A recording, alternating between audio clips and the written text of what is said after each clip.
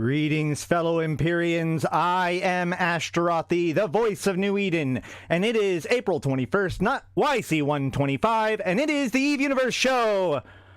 Welcome, welcome, welcome. How's it going, guys?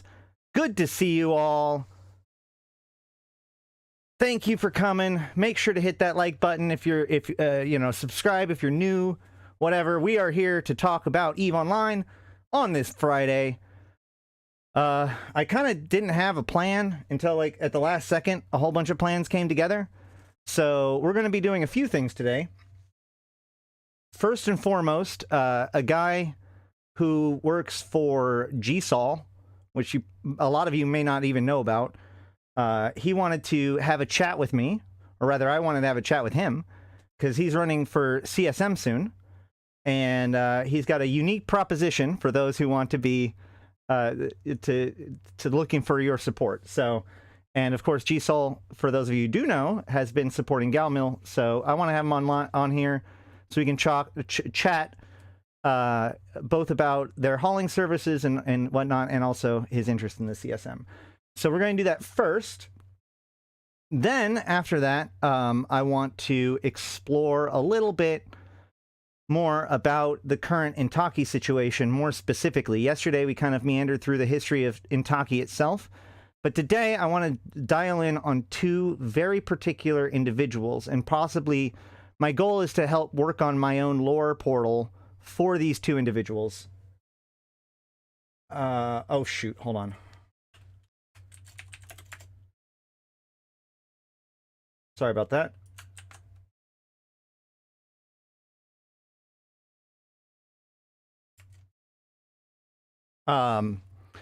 So I want to dial in and look at the history of Shelling Remniv and Kellen Ontbod, because these people are kind of important to the point where, like, when I went to go just casually look it up, I realized that one of them has his own entry just dedicated to him. So that was my first clue that I should probably look a little bit closer.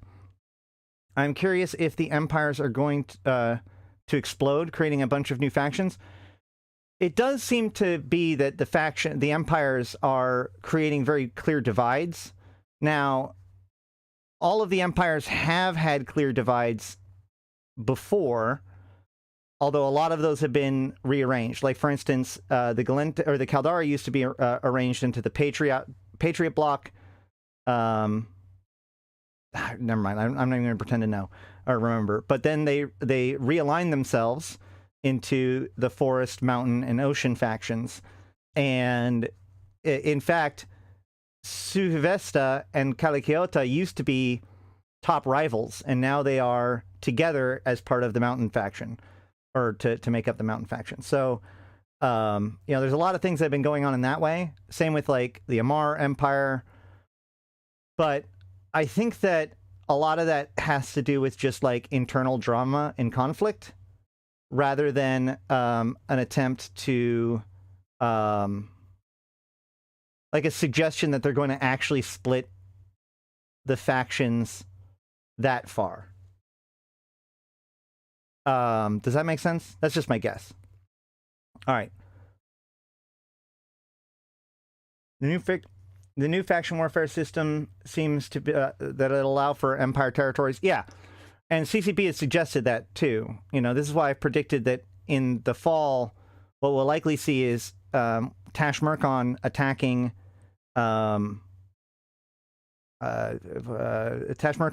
Stain, and therefore now we have Amar fighting Sancha, for example. But how that all plays out, it's hard to say.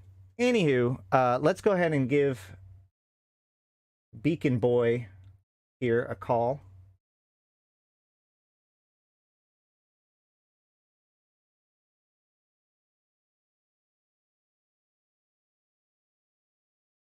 Hey, okay, good. Hold on.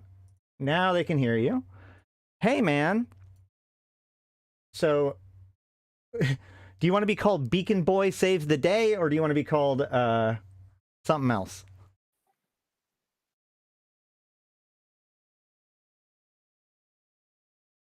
Ready when you are. Oh no, we're live. Hello? Oh no, you can't hear me. Shoot. Hold on.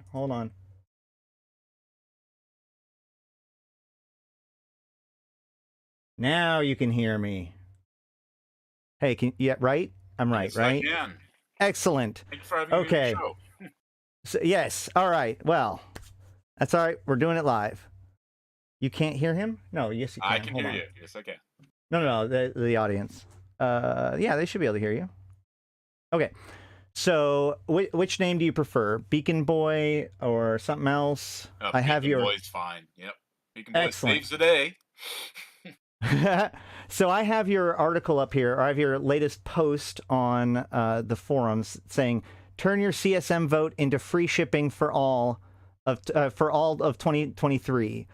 So obviously the CSM campaign series hasn't, or the CSM cycle hasn't quite begun yet, but it probably should have by now. Now that I think about it, so you have an interesting take of this.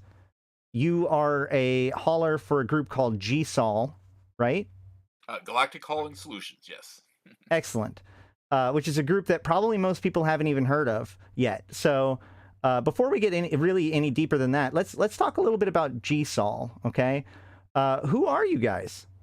We've been around for 10 years almost. Shipped about 14,000 loads of cargo over that time. And it's been low sec and high sec flat rate. So if you've been around all this time, why aren't you like Red Frog or PushX and like, why are those well-known names and you less well-known? Do you know? That's a good question. We've always been word of mouth and have a pretty steady customer base. If more people came, we'd ship more stuff. Right now, our delivery times are almost under 12 hours on the average. I can confirm that we use your guys' hauling services quite a bit. Not that this was related to this at all. It just so happens to be, and that's how you know me, or were able to reach out to me. But you guys provide hauling particularly through a deal with the Gallente militia, correct? We have been supporting Gal Mail Alliance since June of last year. It was a similar arrangement. There was free shipping being given to all the members. Right, and that's still ongoing. It is. We've had 3,000 contracts delivered so far under that program, and it's going strong. What led you to support the Gallente specifically? They had a pretty enlightened leader who approached Galactic Hauling about spring last year, and we made a formal arrangement that just blossomed and kept becoming bigger and bigger, more and more cargo. It was a bit of a challenge. Galactic Hauling's a fairly simple, straightforward courier service. We spun off a Citadel Hauling that was more tailored to what the Gallente needed. Right. So, okay, so you haul flat rate anywhere in high sec and low sec? This is correct. So, for instance, somebody could use you to get their stuff out of like one of those asset safety systems that are always so notorious to get things out of? I'd say at least a quarter of our business is that, and we serve every single system that has an NPC station in it. How big is your staff? We got about almost a dozen at this point. There's a smaller core that really do the heavy lifting. I'm one of them. That's really cool. All right. And have you been doing this the whole 10 years? Yes, I have. I've been the CEO for that whole time. Why? If I might ask. Hauling. You like hauling? It has a lot of complexity here. It's a very simple, straightforward activity. I love it. I like to keep it simple, and I like to spend as little time doing other things than hauling. However, I feel that there's been a lot of issues that have come up over the years for haulers regarding CCP changing things on us. Jump fatigue would be a good example. And I feel that running for CSM will let me address some of these issues I've stored up over all the years. I've also been in a moderator in Hauler's channel, which gives me a pretty broad view of all haulers, not just the jump raiders. Right. How much of your hauling is in high sec, would you say? Most is actually probably low sec. We'll ship in high sec, but the rates are a little high for that. I wouldn't claim we're competitive. I think once your cargo starts reaching around 7 billion and your 50, gate jumps through, that's about when we start becoming competitive. So okay, so you're more for those places that like not everybody's doing. Right, and asset safety systems, the corners of the Eve universe until you get out into nullsec, and we leave that to the alliances. Though we're ready to partner with them, just like we partnered with Galmill, and handle anything they're ready to outsource to us. So okay, so let's take a step back and or let's talk a little bit about the CSM and why you might be wanting to get on it. So the Council of Stellar Management is an organization, for those of you who may not know, of elected players. Every year we get to do a big election where every Omega account gets a vote, and we vote in representatives. Now the rules may change from year to year about how the voting necessarily works, but in general that's the case, and it's not first past the post, but it's a single transferable vote system. So we get somewhere between 10 to 12, I think, representatives each year, who then are our official representatives. They sign an NDA and agreements with CCP. They're flown out to Iceland at least once a year to meet with CCP and have a whole big summit where they're shown a whole bunch of stuff and are able to give guidance and direction, and otherwise advocate on behalf of the player base towards CCP, and maybe help CCP process the vast fire hose of feedback that they get on a daily basis. So while the thing is that the null blocks traditionally have a pretty organized voting system, which means that they secure a good portion of the spots, but there always is somewhere between 2 to 4 spots that are definitely up for grabs. And so the idea is that who do we want at those tables in order to give CCP that kind of information, which generally speaking, we need people that are subject matter experts, that are able to give good feedback, that are hopefully are not necessarily too biased, et cetera, et cetera. So with all that said, in your 10 years of hauling experience, you've decided that now you want to be on the CSM. This is the first time ever running for CSM, right? Yes, this is true. Okay, so what has led you to want to do it this year? And this is not your official interview, by the way. I usually do interviews. I don't know if I'm going to do them this year, but some of the questions might bleed over. But either way, carry on. Sure. In my opinion, when it comes to issues involving haulers and what everyone does, shipping, the CCP often sort of overlooks the impact. If you'd like an example of this, when Edencom and Trig were introduced, they ended up putting out Sinojammers in all the asset safety systems. As a jump freighter pilot, which is what I do, I now had the requirement to go kill it, and then they went and started putting defenders, NPC defenders there. It became an enormous headache. I really don't think they understood all the implications as they rolled that out. That would be a spot where I would have piped up and said, hey, you really need to consider the implications here. I remember even one time where one of those Sinojammers got dropped right in front of a Citadel, and now the Citadel shot anyone who showed up to clear it. Well, go ahead. I wonder if they would just have responded in that hypothetical, if they would have just said like, well, that's emergent gameplay and that's a problem for the player bases to solve, right? I mean, obviously, eventually they pulled it back, but what would you contend to those arguments? Well, I would point out that when it came to that Citadel sitting off the Sinojammer and preventing anyone from getting near it, they did. I opened a ticket and they did say that was not intended and that was a problem. So I think they might have modified things at that point. I'm not sure where they could no longer drop nearby. So there are times where a little bit of feedback goes a long ways. When it comes to shipping, which is what everyone does, the contracting mechanism has needed an overhaul for countless years, in my opinion. The fact you can't triple wrap hampers every nullsec alliance in how they can safely and in a collateralized manner move cargo through, so both the shipper, the hauler, and everyone is protected, and from any shenanigans. Triple wrapping would change a lot of that. Additionally, I think Well, shippers would like some flexibilities.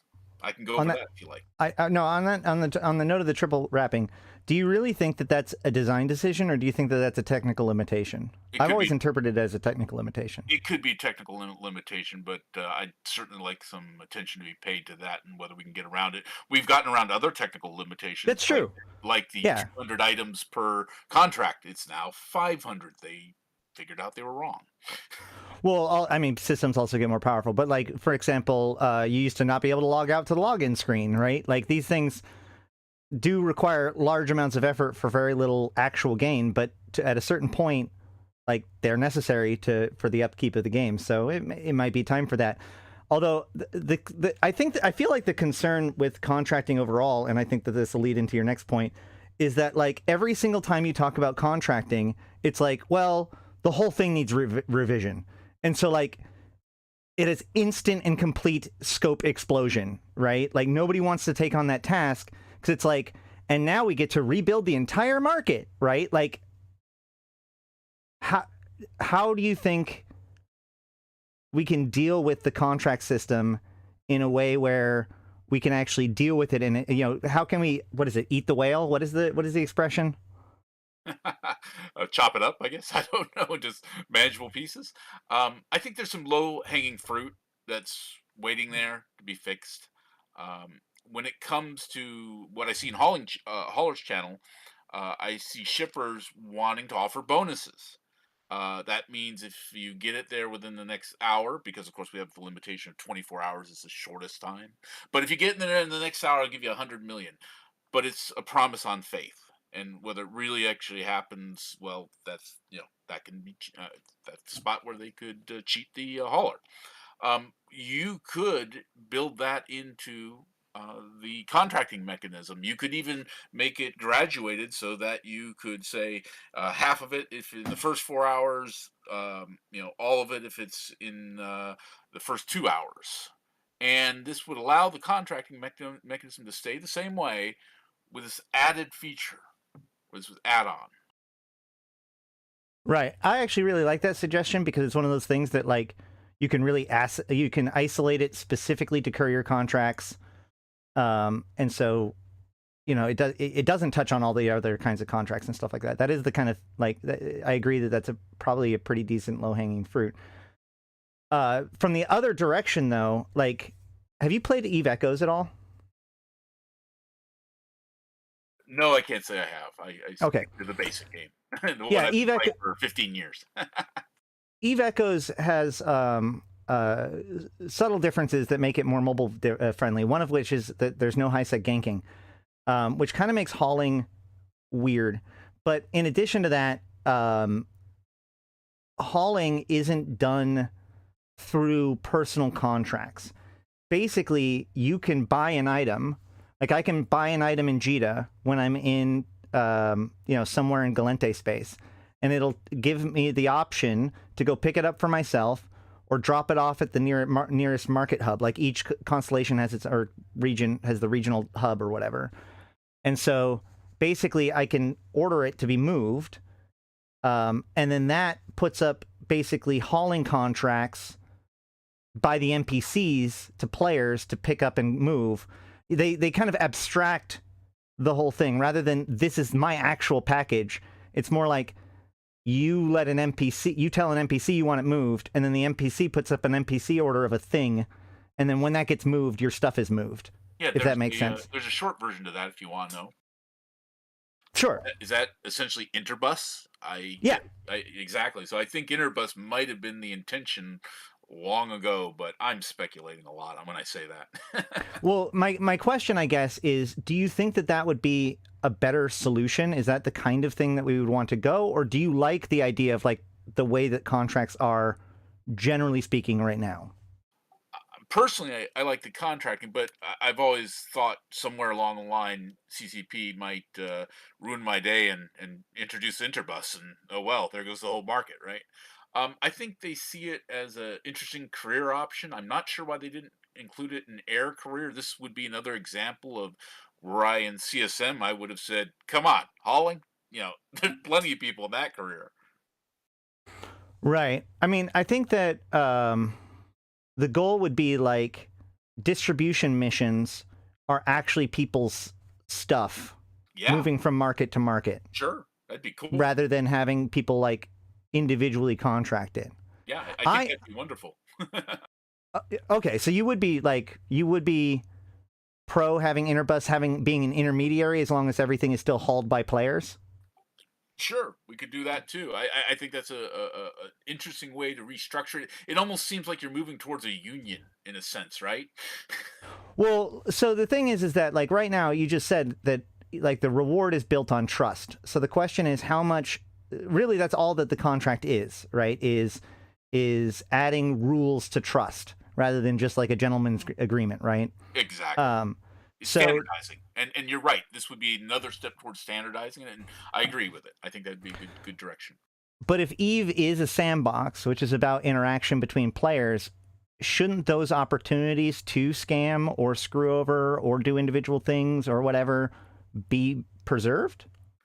I think that's fine too. It's a sandbox. I agree. It's richer for that, and as far as I'm concerned, when it comes to delivering stuff, I think the one thing I would keep in mind is it underpins almost all activities. So maybe this is an area that deserves some thought about whether standardizing further would enhance more people's ability to play the game.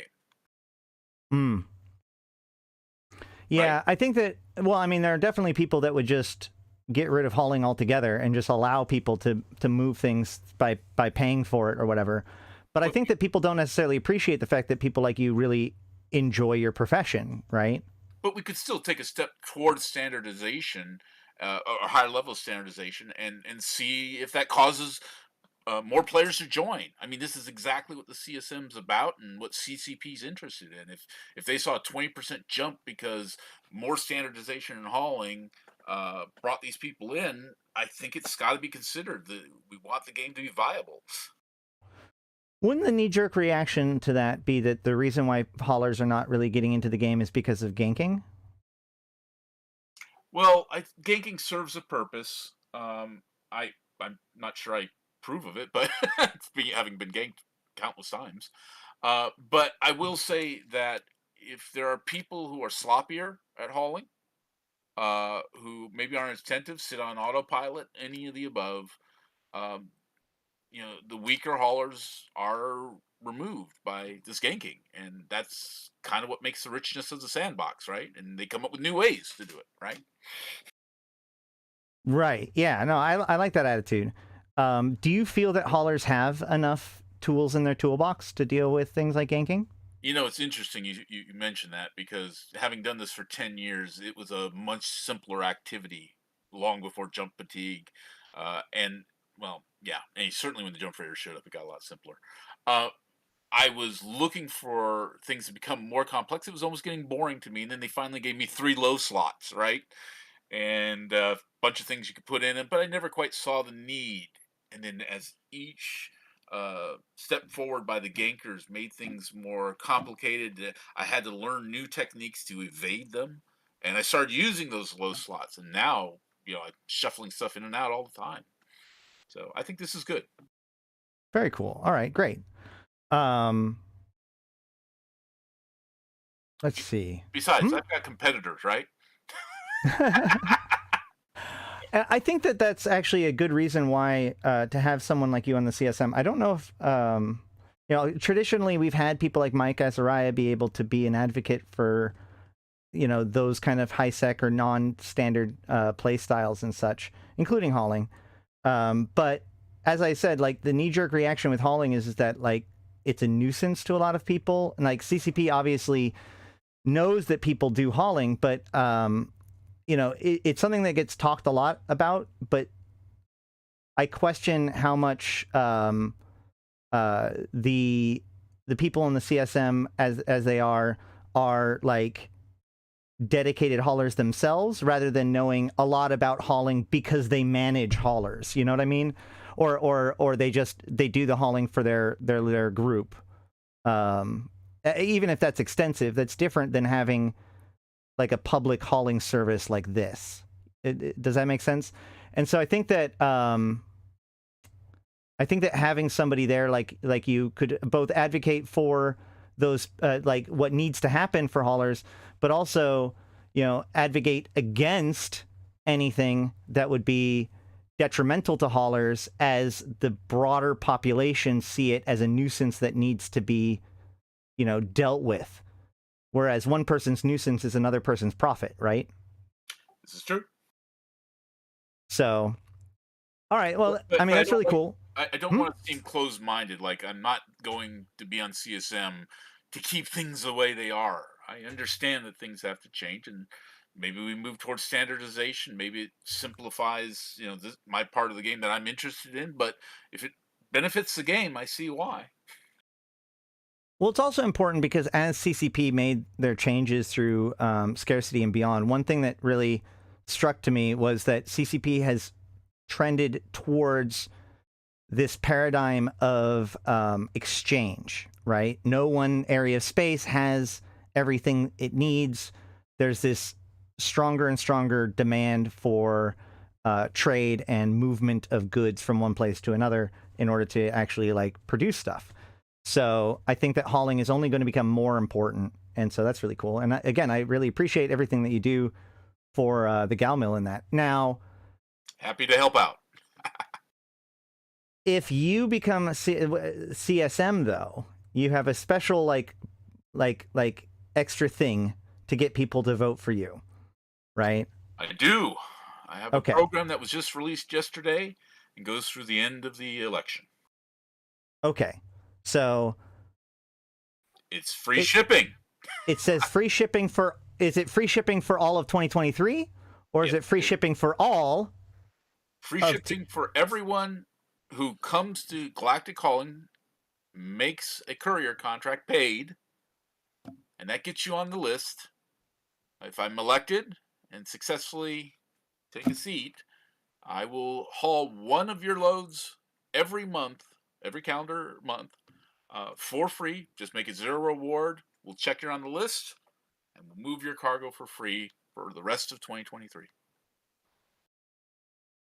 How are you going to be on the CSM if you're moving all this free goods? I have other guys. I got other haulers that can handle this. Well, I'm glad. I'm sure that they are super stoked that you are volunteering them. No, just kidding. They're super stoked that I'm going to pay them out of my wallet to move the free stuff. That's fair. That's fair. All right. Well, so basically, you get 12 free hauls. So for anybody, so Beacon Boy saves the day. The I have stuff in asset safety and low sec candidate, right? Is that pretty much? That's true. Or if you just want to participate, you could just move one trit from Gia to perimeter. You've got your contract, your paid contract in there. You're on the list. Yes. No, I'm saying you're the candidate for people with stuff in asset safety. Yes. So that way they can get it all moved out. Oh, yeah, definitely. If you're planning on betraying your alliance within the next year, you may want to consider voting for Beacon Boy Saves the Day. Well, I've moved a lot of strange cargo over the years. We do peak occasionally. All right, man. Is there anything else you wanted to talk about? Did I miss anything? No, you got all the good stuff there. I hope people come to channel GHSOL, Galactic Hauling Solutions. Got a little FAQ there. If you have any further questions and some terms and conditions, come on by, check it out, see if you want to make that paid contract, and I hope you vote for me when it comes time. What is your flat rate, given the fact that I've never had to pay it? Well, we're Jump Freighter outfit, so we have a fair amount of expenses and a pretty expensive ship. So our lowest rate is 210 million, which may seem expensive. But you'll also note that there is a nice comparator that shows you that all other jump freighter hauling is significantly more expensive. Are you going to give a Exactly. Is it the full 200 million for the one trit? Well, it's 210 million to create a paid contract. We will Okay. move up to 4 billion of your cargo any distance, and the cargo does have to fit in 360,000 meters cubed. So I would recommend moving more than just one trit then. Yes, but the whole point is if you want to sort of do a little gamble with 210 million, you can just make a simple contract and we'll get you right on that list. Don't feel Sounds good to me. All right, man. Well, thanks for popping by. This is Beacon Boy Saves the Day, who is running for CSM. So hopefully we'll see more from him. And hopefully I'll see you in the channel Galactic Hauling Solutions. That's GHSOL. Thanks very much. 07. Okay. That was fun. All right. Let's see. We're gonna do an ad, and then we're gonna jump into the other stuff, the senators. Politics. I just realized that, like, it is well past time for us to know what's going on with CSM. I think that they delayed. I can't remember what happened with CSM. What's going on with CSM this year exactly? Ad time.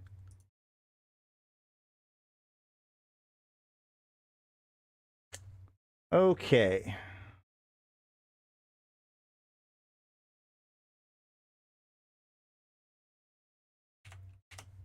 That was pretty fun.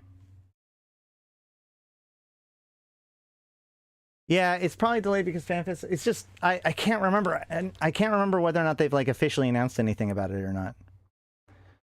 All right. So as we said earlier, but for the main thing for the main thing today. Oh, also this weekend, given the fact that it is coming up to this weekend, there is going to be a Drifter Hive fleet.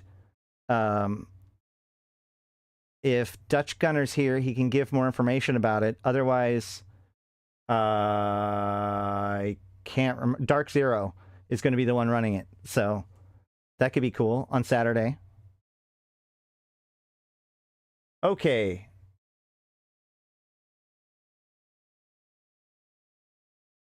Let's jump into the main thing. Today, we've been going through a lot of the story of Intaki, because it's very clear that something about Intaki is going to be coming up very soon. You know, the Intaki election is coming up on the first week of the month, which is going to be the same time as Capsuleer Day, so it functions as a good trigger point. Let me get my coffee real quick. But more importantly, there's been riots and protests and a lot of consternation about Intaki since Uprising. So, hey, Dutch Gunner, yeah. Any information that you can throw in there about the Drifter Hive fleet tomorrow? That'd be neat. So, the thing is that while we have Belleron, who we've looked at, and all these sorts of people, there are these two senators, Kelly Nontbod and Shelleen Remnev, who went to tour around Intaki and then have now returned back to Valor and are giving their report to the Assembly, or the Senate, in order to figure out what to do about the Intaki situation, all at the same time as this election is happening. So I pointed out before that I didn't really know very much about them. And then this morning, I just decided to do a quick search, and I even discovered that Kelly Nontbod has their own article, and both of them have quite a bit of news. So what I've done is I've pulled together all of the different, all of the Eve universe, sorry, the New Eden news articles in which either of them were named. And so we're going to go through them in in chronological order. And my goal is to actually work on their lore portal. So hold on.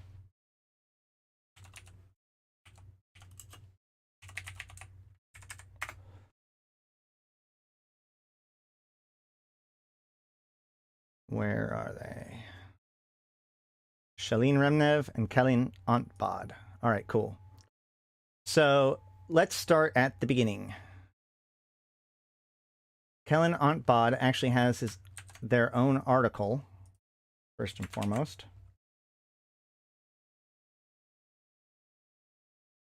Gallente-born Minmatar Kellen Antbod was a presidential candidate in the election of early YC 110 or 117, which is 2015.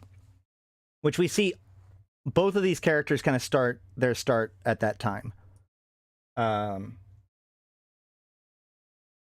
here we go. So for the Drifter Hive fleet, the form up is at 1900 Eve time, near the system of Amar. Cool.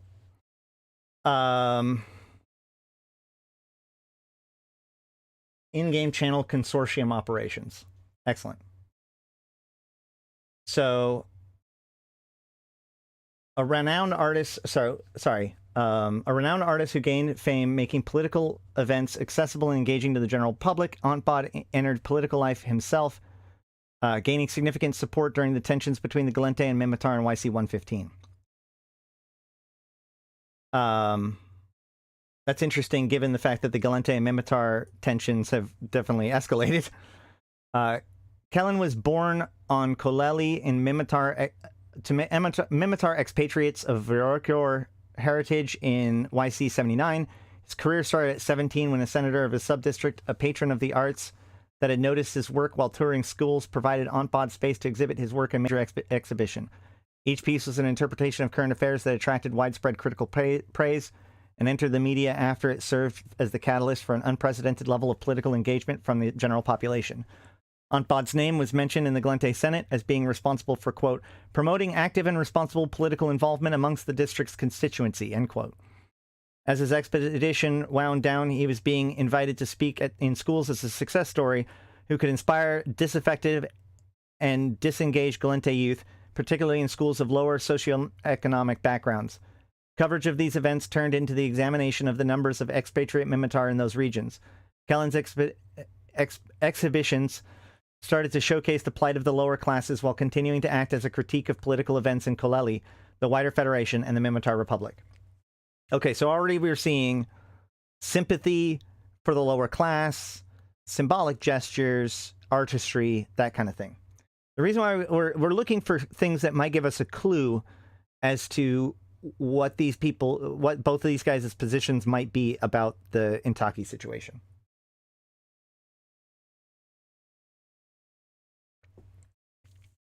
Antbod received a scholarship to attend the University of Kali, studying modern art, holography, and politics.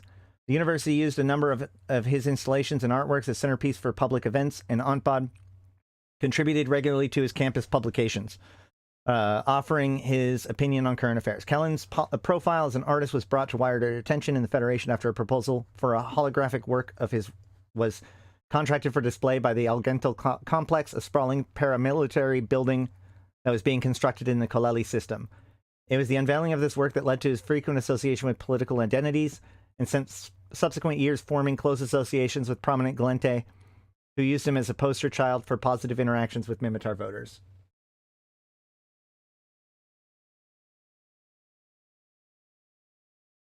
I'd say EU to slaver space, but the Gallente are not directly hostile at this point. I know, it's complicated. Kellen Antbod was a president at the Luminaire Center for Culture and the Arts in the city of Kali during the attack by the lone gunman Jean Bertau that claimed 59 lives, including that of the Sepastor tribal chief and former Republic Prime Minister Karen Midgular. Antbod had been sitting in front row of the inaugural address and, like many others, had leapt up on hearing the initial explosions around the building at the beginning of the attack. Images used during Bertau's subsequent trial also launched Antbod into the public eye when footage being reviewed of Midgular's fatal injury also captured Kellen's actions. He was shown pushing people behind him when the shooting began until he himself was clipped in the shoulder. Two still images were widely circulated, one depicting Antbod with arms outstretched to try to shield those behind him, and another as he spun with force of his own injury. Requests were made that these images were no longer published as they were considered in poor taste, but they captured the public's imagination and captured Antbod's popularity despite his own initial reluctance to have them used. He would later turn the second image into a virtual artwork entitled Dance of Inauguration, where a loop of his spinning form was juxtaposed amidst Gallente and Matari dancers and music for the Matari funeral ceremony. When tensions rose, as Minmatar asked Karen Midgeler and her shooter to be turned over to them, Ampad became a singular voice in the Algento constellation, calling for mediation and calm. With an election taking place in a sub-district soon after the Koleli incident in YC-115, Ampad's profile meant that he won Senate seat in a landslide. Okay, so definitely, you know, one of those guys that has, like, the popular imagination, an artist, very, very good at, propaganda is the wrong word, but, you know, mimetic communication. Ampad's bid for presidential office in YC-117 was distinguished by a large investment in a digital campaign inserting the avatar into virtual environments. His first foray was into the shared creative environment space of Vormwire, a virtual reality experiment popular amongst Gallente youth that he had already used extensively. He announced his candidacy in a holo rally that involved him later entering the Vormwire after a speech at the Algento complex to illustrate his campaign further. After a great deal of success with this event, he expanded into other virtual entertainments. The result were mixed, especially since the subsequent appearances were often pre-recorded speeches and presentations instead of live appearances, and as a result were oftentimes forced upon audiences. Ampad attracted particular criticism for appearing in the ready room of the violent shooter TACnet, addressing players about reducing cultural tensions between Minmatar and Gallente. There was significant backlash, and Ampad ended up having his virtual form destroyed by assault rifle approximately 7,297 times by players protesting political campaigning in space that they used for escapism. The endeavor was soon shut down. That's pretty funny. So, like, in a violent virtual reality shooting game called TACnet, Ampad came in to talk about reducing cultural tensions between the Minmatar and Gallente, and then was subsequently shot 7,297 times by players before the endeavor was shut down. That's good. Shut down, not shut down. Ampad came in third in the running with 5.1% of the presidential vote, behind the much stronger support for Jacques Rodin, 54.2%, and Shalin Ramnev, 39.7%. All right. So let's begin in YC 117, 2015, January 23rd. So the presidential election begins, and this is starting at the same time as the Caroline Star first gets found, right? In these previous, these include previous presidential candidates, Governor Celis Agard, other candidates, Eleron Adama, the noted digital artist Kellen Antbod, the actress Celine Nova, and the former mayor of Arcurio and Caldari Prime resistance fighter Shalin Ramnev. Okay. Next. The status of Caldari Prime in election spotlight as Shalin Ramnev speaks. Yeah, future Fortnite.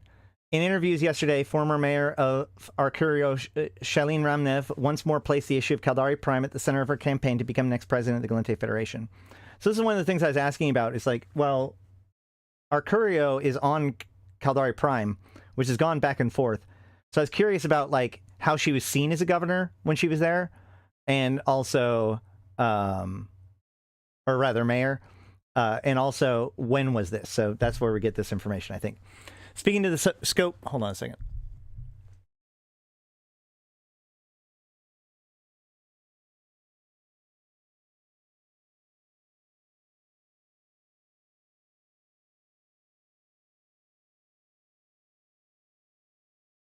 That should work. Does that help? I think that might help. All right.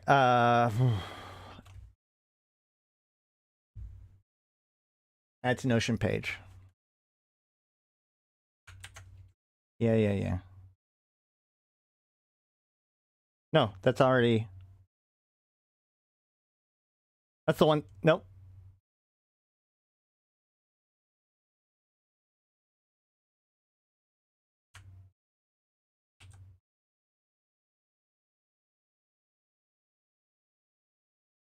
There we go.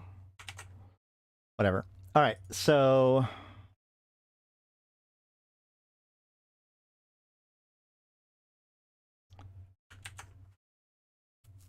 Speaking to the scope, Ramnev says these elections are the perfect platform to bring the voice and needs of the Caldari Prime's people to a wider spectrum of attention.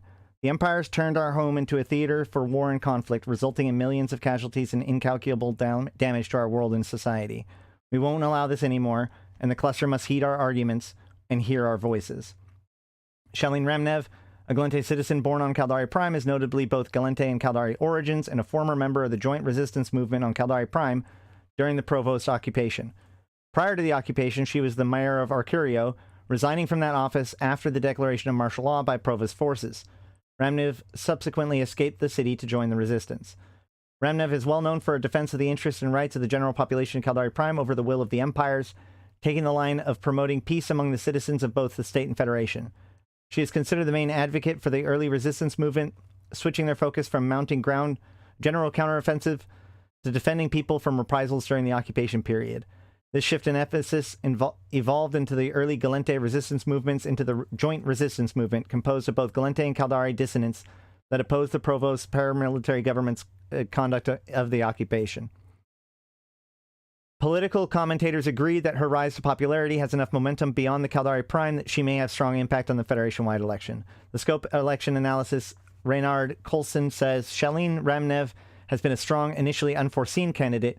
Caldari Prime is playing an important role in the election campaign as she has grounds to claim both political and moral superiority in any argument involving the planet. This is a strong asset for any candidate and may give her significant presence. That said, history tells us that the personalities with the most momentum, particularly on a single issue, are often those that falter and quickly ebb away in the final phase. Some far-right nationalist interests have expressed concern about Ramnev's close relationship with various Caldari figures, her origins as the daughter of a registered Ishikone citizen, and her involvement in the joint resistance movement. Speaking yesterday, Ramnev dismissed such concerns as racist babble. She further declared that, quote, anyone looking at my history will notice that I never let my relationship with the Caldari or Gallente citizens, officers, or institutions affect me when making the right choices for the community or my people. Okay, so that's fine. Hold on a second. I now need to look something up. Give me a minute.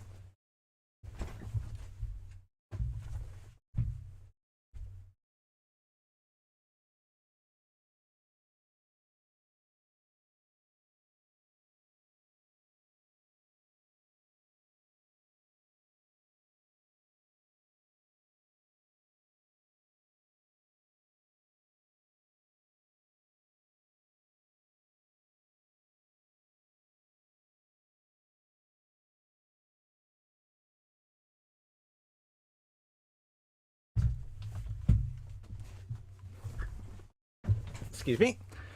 All right. This is the Eve source. So let's see how Arcurio was prior to the Provost. Because there's a whole multi-page section on Arcurio in here. There's actually there's almost more information on Arcurio than the rest of the Caldari. Okay. So, in the last 3 decades of war, Arcurio saw its population dwindle to less than 2 million during a recession that came close to starving the city into bankruptcy. The hardest hit of all Caldari settlements of the planet, Arcurio had suffered financial issues since the initial blockade of Caldari Prime by the Federation Navy at the start of the war. Blah, blah, blah. After the Caldari breakout, the evacuation of Caldari people to New Caldari Prime, and the subsequent declaration of a truce, which ended the war almost 3 decades later, the city once again began to prosper, this time under Gallente administration. By the end of the war, after the release of the detained Caldari prisoners of war, those of Caldari ancestry made up just 5% of the population of Arcurio. Over the course of the next 50 years, under the administration of the Gallente Federation, improved relations, blah, blah, blah, blah, blah. Prior to the events of YC-110, those registered with Caldari ethnicity rose to constitute almost 40% of the city population. With the construction of the Shintoko Tower and the establishment of the Chief Executive Panel's regional headquarters and House of Records repository, employees of a number of Caldari megacorporations, including Echelon Entertainment, Expert Housing, Propel Dynamics, and the Mercantile Club, were drafted to set up offices within the Federation. The most notable corporation to set up base in operations in Arcurio was Noguhuvi, constructing the tallest inhabited freestanding structure in the Federation with their regional headquarters. Between YC-100 and YC-110, Arcurio's population peaked at little over 102 million, with immigrants flooding back across the federal border into high-tech industrial and commercial employment, as excuse me, as her curio became center of Caldari culture and prosperity within the Federation. So yeah, sounds like she did a pretty okay job.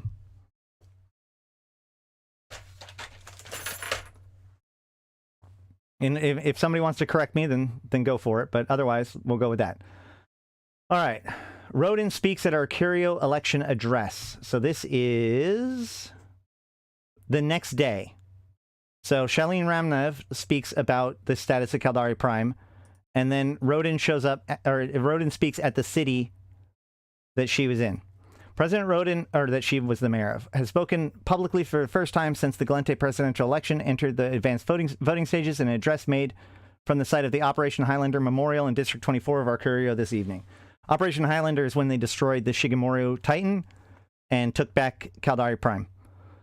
Wrapped in a jet black Valu greatcoat to fend off the biting cold and snow of our Curio's harsh winter, President Roden gave a candid retrospective to his presidency since his convincing victory in YC111 elections, citing the need for unity among the people of the Federation and a sense of continuity.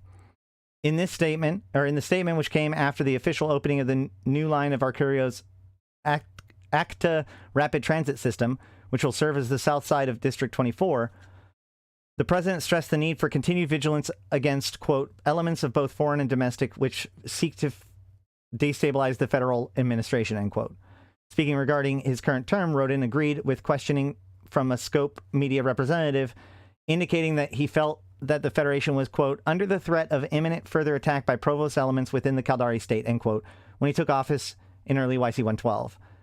When asked regarding his choice to push through Executive Order 81-0-2042 in August of YC111 prior to his election, he once again reaffirmed his decision, stating that while I admire President Fortin's dedication to the people of the Federation and our values, along with his continued service to the Gallente people post-presidency, the situation the administration was faced with at the time required rapid and decisive action to counter the immediate threat of Provost attacks against the federal territory.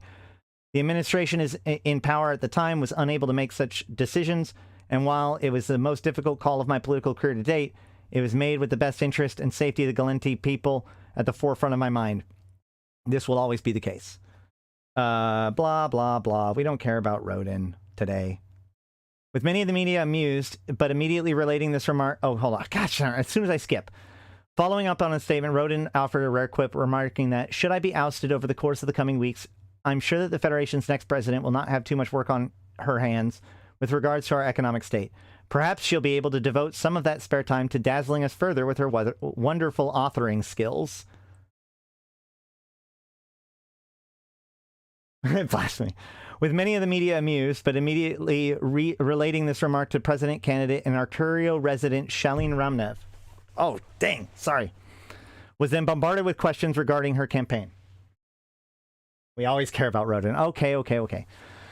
In response to questioning, Roden remarked that all friendly jokes aside, while I admire Miss Ramnev's desire to serve the Gallente people and her idealistic approach to federal politics, I believe that from both an economic and military standpoint, what the Federation needs more than ever is a sense of continuity and solidarity in order to continue and grow and prosper over the coming years.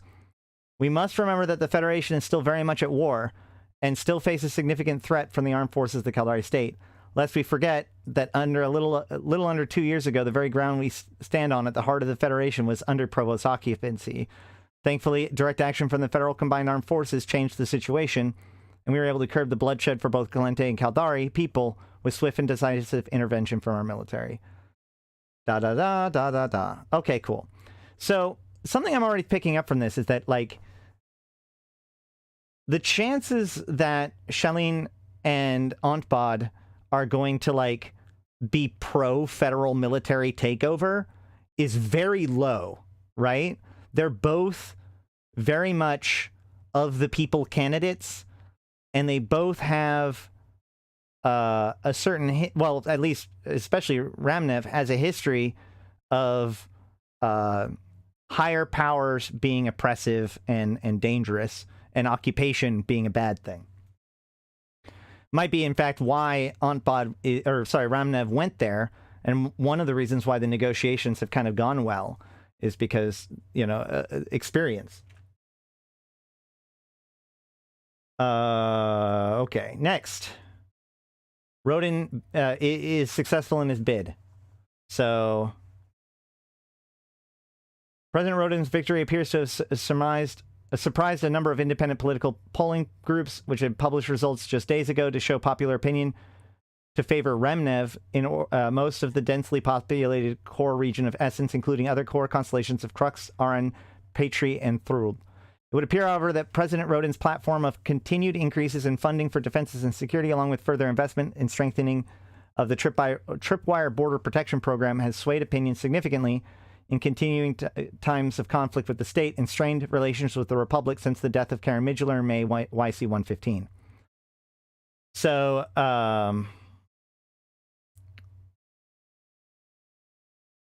Roden secured a solid 54% of all votes cast, down 4.5 from his previous victory over Celis Agard in the YC-111 election. Roden's victory was followed closely by his closest challenger, Shelin Remnev, who collected 39% of all votes cast. Third was Kellen Ontbod, securing 5.1%.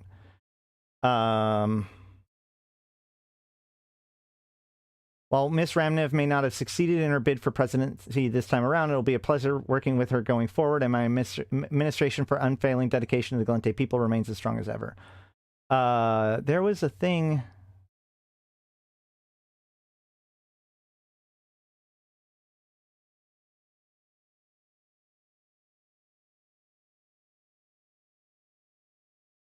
Maybe that's it.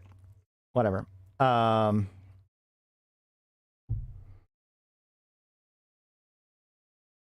Eleron Idama was basically blown up. Yeah, there is a bit of a suspicion here, right? Like, there's a bit of a shade being cast that maybe Roden kind of cheated the situation a bit, but not sure if that's relevant to this particular thread. So next is... Oh, never mind. This is not next. This is actually before. Shoot. Kellen Ontbod holds election holo rally at Algental Complex. Kellen Ontbod, the noted Federation-born Vierkor artist, held an election holo rally this morning from the Algental Complex on Kalali 10. The sprawling... This is what we read about already. Holographic artwork that first brought him to prominence in YC-99. I heard a calling that has been growing in intensity since I had the great honor of being part of this magnificent structure's grand opening. In the years since my work has chosen as the centerpiece of this building, I've been inspired by the fundamentals that motivate the political life and encourage the support of my people. I will take our aspirations and make them real. Groundswell of support. While polls have always remained positive despite reception to some of the more controversial works, and he has been a charismatic speaker on media networks, Ontbod may find it hard to censor his tendency to speak from the heart rather than his head. He's charismatic to the point of political... he's characteristic of the sort of political figure that emerged in the past couple of years. Ontbod is someone who has not been stymied by political decorum, and unfortunately, this will influence voter assessment of his ultimate suitability.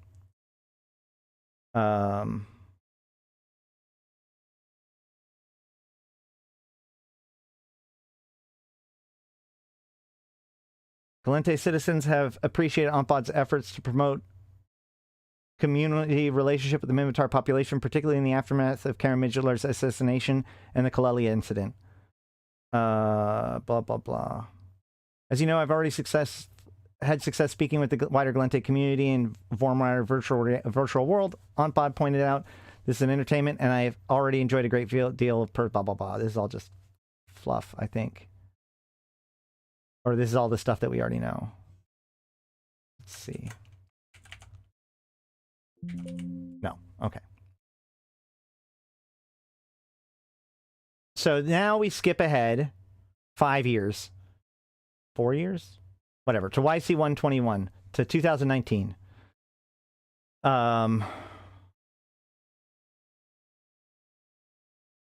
The constant change between state and federation hasn't done well for Intaki if the news is anything to go by. That's correct.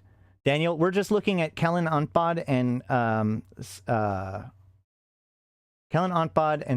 Shelin Remnev, the senators, to try to sort out exactly their positions as we are awaiting their like report on the Intaki situation. So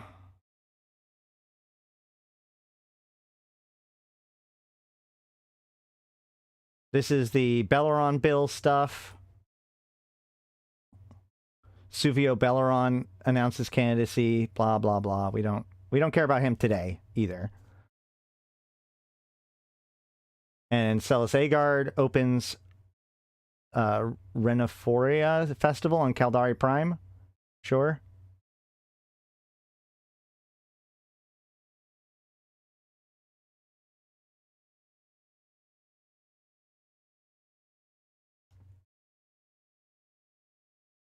Why are they here?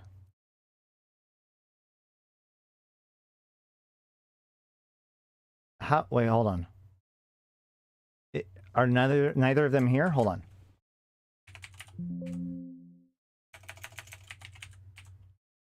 Oh, here we go. Scope political analyst Zalwi Marguva drew parallels between Governor Agard's commencement speech and her campaign speeches. Quote, if it sounds like a script you've heard before, that's because you have. The governor wants to kindle voter interest. With the Federal Defense Union's reestablished dominance over Verge Vendor and Intaki, she won't be robbed next time. So this is a big thing. Celis Agard lost her vote because Intaki fell. Like, she did not win the presidency in YC 111 because Intaki fell. Others question a real potential of a third Agard run at presidency following her poor results in the YC 117 election, with Shalin Ramnev's credible second place performing attracting the bulk of anti-Rodin votes. So Shalin Ramnev is the one who got most of Celis Agard's votes.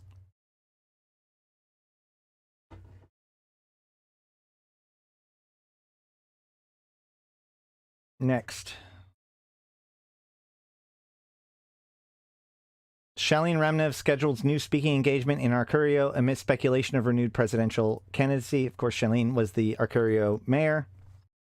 Senator Callan Antbod visits Larem Blomps. Itinerary includes talks with Manar Singain politicians. What is this? Oh, it's a system.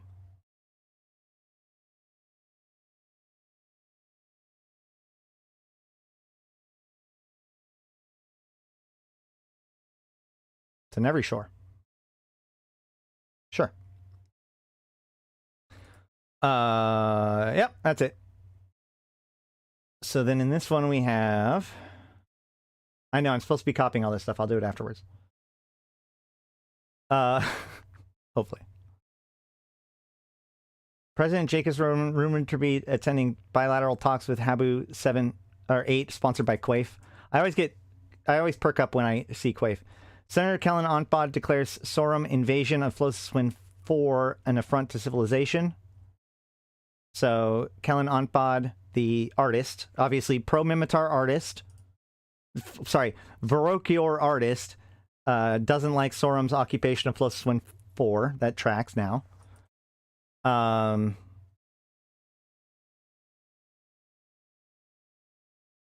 think that's it for this one.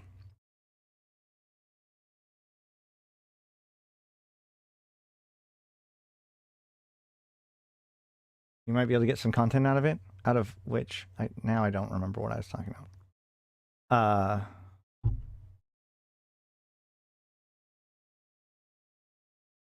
Shalin Ramnev attendance at Arcurio New Year Festival fuels speculation as an election registration deadline approaches.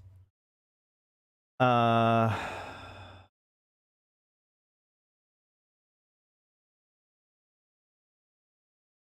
Yeah, Verrochior are pretty cool. They're like the spiritualist faction more than anything else. More than any of the others, I should say. Oh,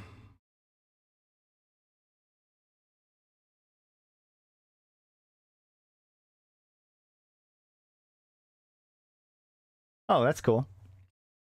All right, here we go. Former Arcurio mayor and runner-up in the YC 117 Gallente presidential elections, Shalin Ramnev appeared today in a press conference in Harrowmont to announce her candidacy in this year's election. Quote, I can confirm that I am a candidate for the president of the Gallente Federation, announced Ramnev. Standing here in Harrowmont and after my visit to Deir Arcurio, I see clearly that this great federation remains strong in its diversity, tolerance, and resilience. The healing of this vital world has been nothing short of miraculous, and I am proud to seek the highest office in a polity that can achieve this. Now, though, it is time that the destiny of Caldari Prime is put in the hands of those who call it home, Shelling Remnev continued. Mordu's Legion's involvement after Operation Highlander was a risky but necessary choice, which in the end played out well. Mordu's Legion's command lived up to its reputation, and I, as a citizen of the planet, am very grateful to them. But after the long years of recovery, I say that we, the people of Caldari Prime, should not be seen as a problem to solve, but as a valuable community that we contribute to the Federation and interstellar prosperity. We also should not allow the relationship with our Caldari neighbors to fester for lack of attention to a shared pain that requires a shared solution. Remnev issued a campaign document detailing long-term solution to the vacuum that had been left by the impending departure of the Mordu's Legion, already reduced during the period of their contract's extension. She is proposing a planetary oversight body with officials elected by all permanent Caldari Prime citizens. Such planetary institutions, she said, would oversee matters of global security. I have seen communities everywhere on our scarred home, continued Remnev. They are different, they are unique, they hold different things, but they all seek the same thing that every community does. Peace, prosperity, happiness. These are things that no one can reach if everyone seeks them only for themselves. Now is the time to search for them together. Our Federation is never at its worst, or never at its best when it directs the many people of our unit. Is never at its best when it directs the many peoples of our union. Rather, it reaches its heights when it aids the people in their quest for liberty and self-determination of their home communities. Providing the aid that is needed without demands for political conformity shall be my guiding principle as president of the Gallente Federation. The Scope's political analysis, Reinhard Kolston, suggests that Remnev's pitch is, quote, a clever message that may well appeal to communities across the Federation, such as in Ataki Homeworld and Yenmei Autonomous, without seeming false or artificial given her history, the direct anchoring in the Caldari Prime situation. Once again, Shalin Remnev shows why she should be considered a strong contender in this election. So, yeah, this kind of suggests that, like, Remnev, first of all, the Mordu's Legion has also stopped working with the Yantey not too long ago as well, which is an interesting parallel as well. I think that Shelling Remnev is going to be able to find a lot of parallels between the Yantey situation and the Caldari Prime situation. The question is, will she promote, like, well, union is the best way, right? Yantey is strongest when Yantey is with the Federation. I feel like that might be her eventual conclusion. Senator Colin Ontbad visits Mimitar Militia Warzone headquarters on fact-finding mission. Ammo, Metropolis. Gallente Senator Colin Ontbad of Algental visited the staff headquarters of Valkyr General Kenneth Filmer and the Republic Territory Defense Guards last night, declaring his visit a fact-finding mission for the Senate Gallente Mimitar Relations Committee. General Filmer is overall commander of the Mimitar Republic's military response in the invasion of Flosis Wind 4. Is Kenneth Filmer the current guy, or is Kenneth Filmer the guy that's in Pochvin? I can never remember which one's which. And received Senator Ontbad as HQ in the Tribal Liberation Force Station at Ammo. Given the ethnic Vyarkior politician his short tour to the Strategic Operations Center before holding a joint press conference. General Filmer was unequivocal in his response. Question on the criticisms of the Republic diplomatic and military strategies. Could we see an independent planet, but the space remaining Gallente? Well, in theory, like, that was actually the original plan. That's what Yantey's supposed to be. So I don't know what they'll do. He's the current guy? Okay. So it's Krilla Frit is the Pochvin dude, right? Okay. My focus is... Here we go. The wiseacres on Matar can hoot and holler about the Samatar's diplomatic strategy from the safety of their lodges, but I, for one, support any moves that save Matari lives and hold open the door to return of those captured by Sorum forces. Likewise, I repudiate the blood-drunk betraying from Mimitar capsulators. Call my men and women layabouts, blah, blah, blah, blah, blah. But Senator Ontbod says, in my course of my visit here in Ammo, I have found Valkyr General Filmar to be a man of strong passion, justified by years of service in the cause of freedom of the Matari people, all Matari people. It is not my place to comment on the politics of the Republic itself, but in terms of politics of our people as a whole, I appreciate deeply the need to balance military strength with diplomacy.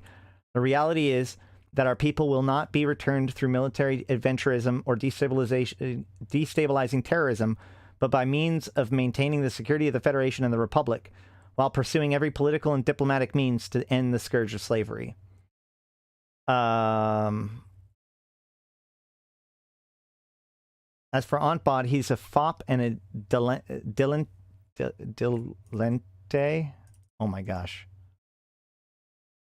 Dilettante. Dilettante. Okay, yeah. Okay, got it. A person who cultivates an area of interest. Oh, yeah, he's just an artist. And his idiotic equation of our military and covert operations with adventurism and terrorism demonstrates clearly. People who think it would be a good idea to have an itinerant artist turned professional weather vane as a leader of our most important ally, just because he's of the tribes, needs their heads checked. That's right. There's another... That right there is just another version of midularism, a squishy, soft notion that it doesn't matter who's in charge so long as it's called democracy. No, I say it'd be best for the Federation to have a strong leader, and one that they pick without any nonsense emanating from our quarter. Oh!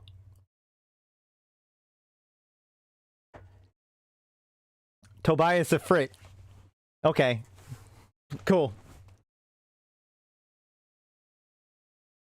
I actually, based on this, I'd like to think that I want to say that Ontbod, we're talking about Ontbod, right? Yeah. Ontbod's position about this is actually probably going to be against keeping the Intaki situation, and I think Ontbod would suggest undoing the entire operation, right? The thing is that the taking of Intaki and the constellations surrounding it was the catalyst that really led to the Mimitar distancing themselves from the Gallente. And if anything, I think Kellen Ontbod would pursue stronger relationships with the Mimitar. So, unless he can somehow advocate for that to happen in spite of the fact that Intaki remains the way it is, I think that he would advocate against the imperial policy, the imperialist policy of Celis Agard. But that's just shooting it off the hip. All right, so now stepping up to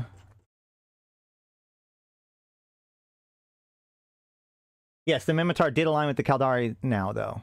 It's true. But if you notice, these senators in particular are also pretty pro, like,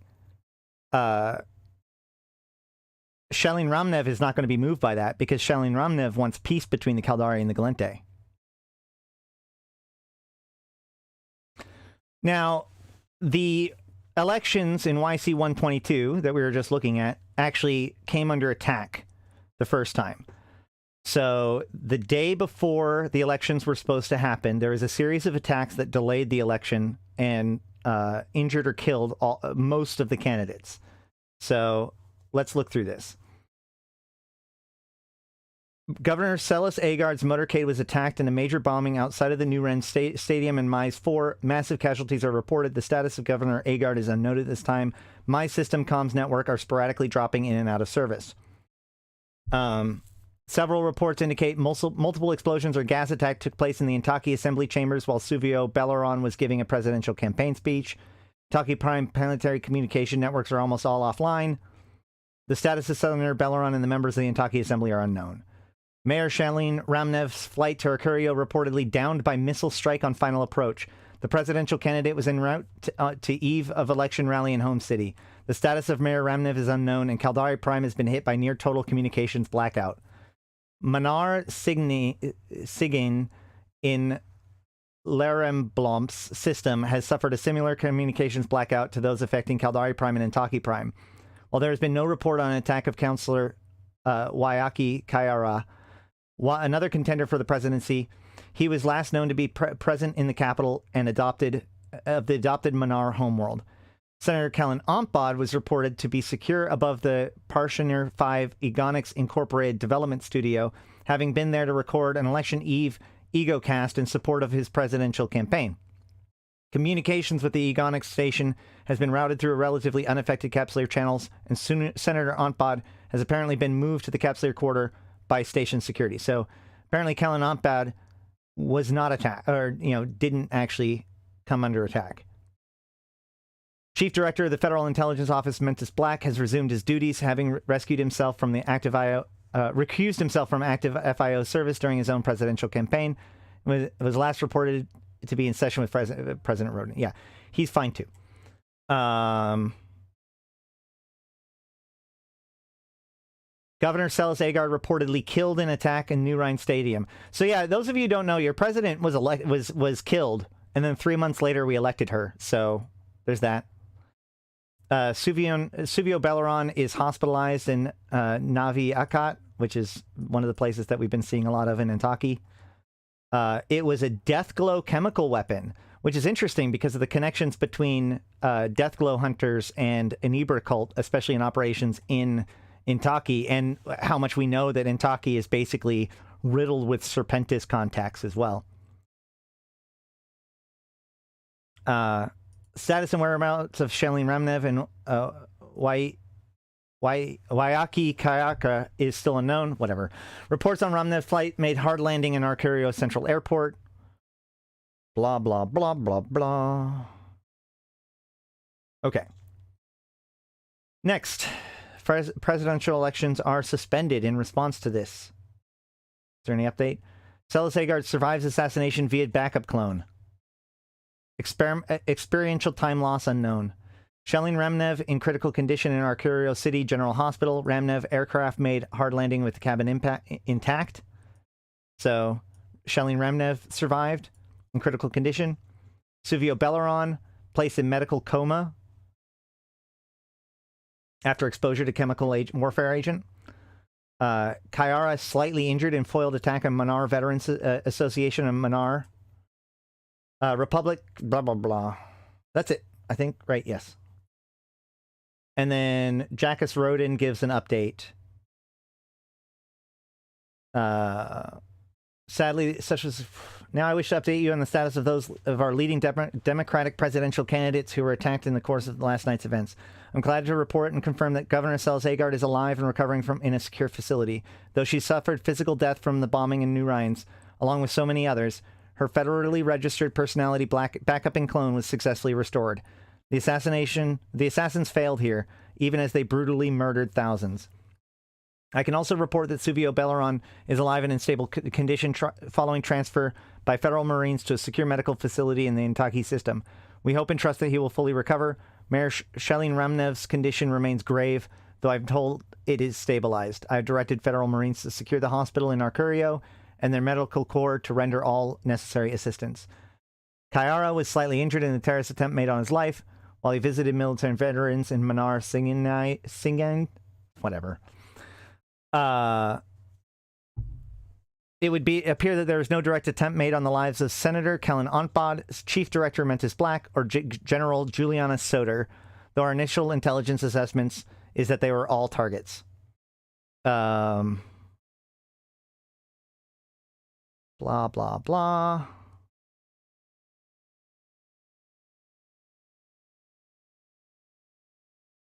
Any other clues in any of this?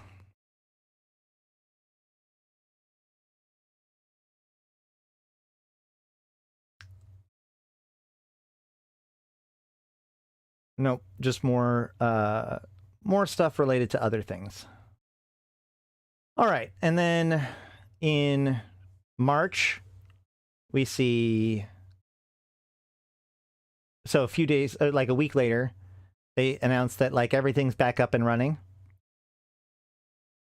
But they haven't decided on a election date. Constituents have also been given the medical status of a number of leading presidential candidates who are seriously injured. Governor Seles Agard, Suvio Belleron, and Mayor Shelleen Remnev are all considered out of danger.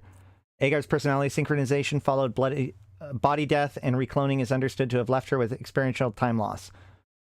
Fellow presidential candidate Chancellor Wayaki Kaiara has been assisting in her contemporary therapy. Senator Belleron has regained consciousness following successful treatment. Shelleen Remnev is no longer in critical condition but remains in intensive care.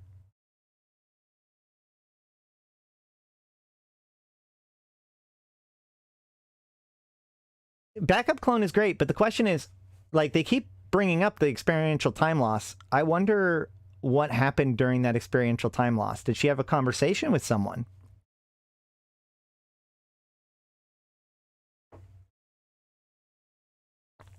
All right. Mayor Shelleen Remnev, quote, awake and responding well to therapy. Governor Seles Agard issues statement on elections, hopes all candidates are able to continue campaigns next week. That's it. Eden Com's formation. And they're getting ready to redo the election. So this is now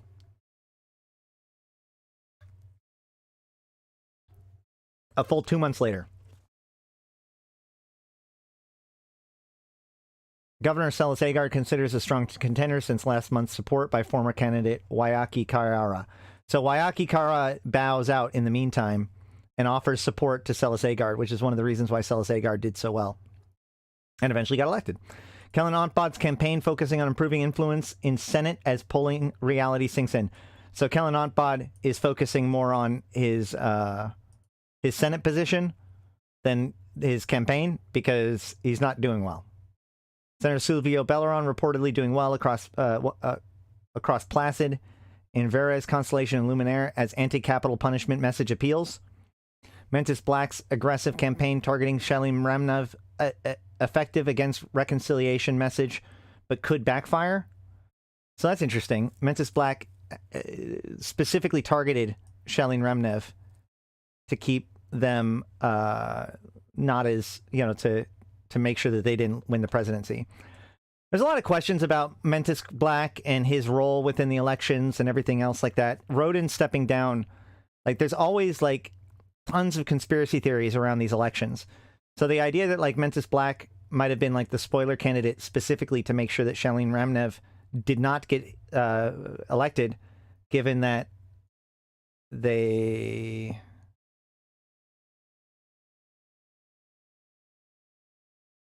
Didn't they do really well last time? What was the other one? Hold on.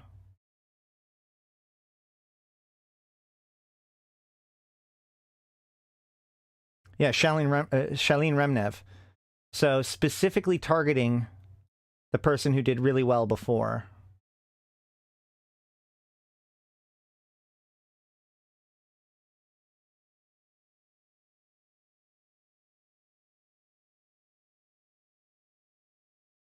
And then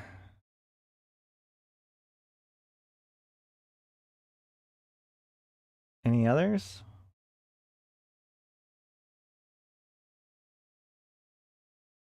Nope. Here we go. Okay, so election special, voting for new president underway across Gallente Federation in delayed weekend poll. All right, so here we go. Following the latest pre-election polling, the Scope Election HQ team has assessed the race for presidency as a contest between the two strong runners, Mai's Governor Seles Agard and former Arcurio Mayor Shelleen Remnev. So remember, of those two, Mentis Black has been focused on, disrupting Shelleen Remnev's campaign. Senator Suvio Belleron of Yantey may still have a path to victory, but his chances are hurt by weakness outside of the Placid and Essence region. Remnev's reconciliation message has resonated with many voters, but the popularity of Agard's unity, security, diversity message has proved enduring. Agard's pledge to link Solitude directly to the main Federation Gate network has particularly energized voters in that region. Promises made, promises kept, right? Mentis Black, former Senate head and chief of federal intelligence officers, has performed relatively poorly in polling despite his aggressive attempt to project himself as the face of Gallente, quote, prosperity with security. Our analysis team suggests much of his appeal has been undercut by strong security record of Governor Agard and the insurgent campaign of the Federal Defense Union General Juliana Soter. While the latter is trailing among the most prominent candidates, voters inclined to back hawkish views have been split across 3 campaigns, with Black's spotted record as FIO head hurting him.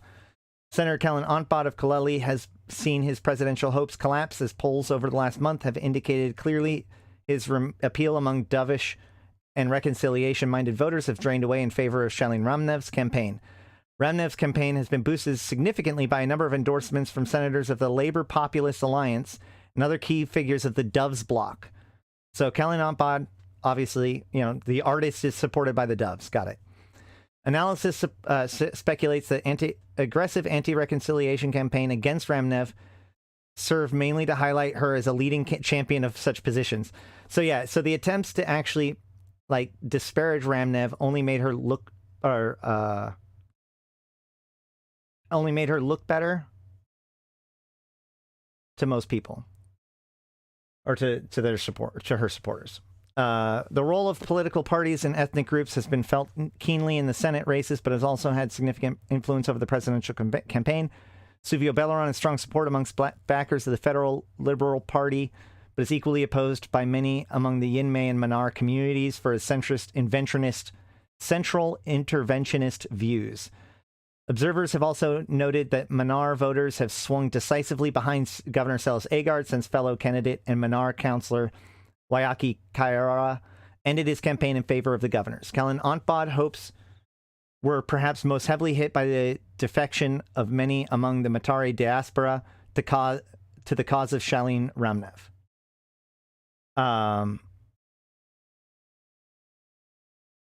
The issue of Senator Belleron's capital punishment abolition bill passed in the Senate and awaiting approval or veto by the next president has also been polarizing across political parties and ethnic lines, with both sociocrats, largely backing Mentis Black and the Progressive Union, strong supporters of Selis Agard, have outright condemned the bill and called for it to be vetoed by the next president. Spoiler alert, she did, eventually, with the help of the Yantey, ironically.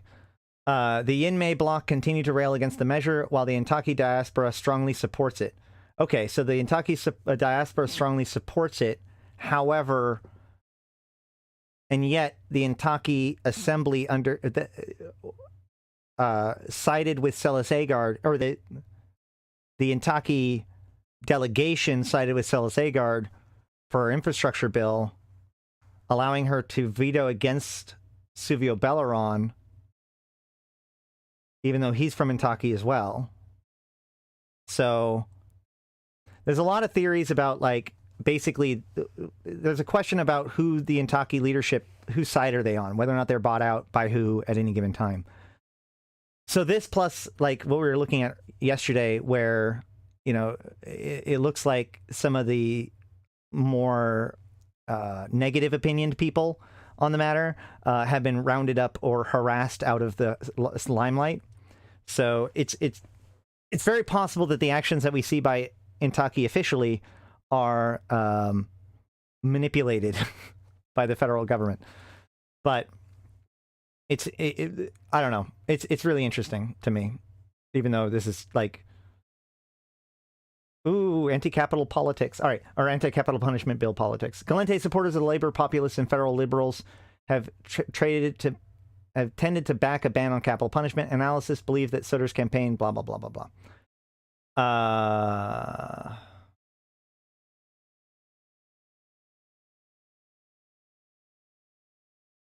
don't know if did we ever get Fortun's commission investigation on the attacks? I don't remember ever getting that.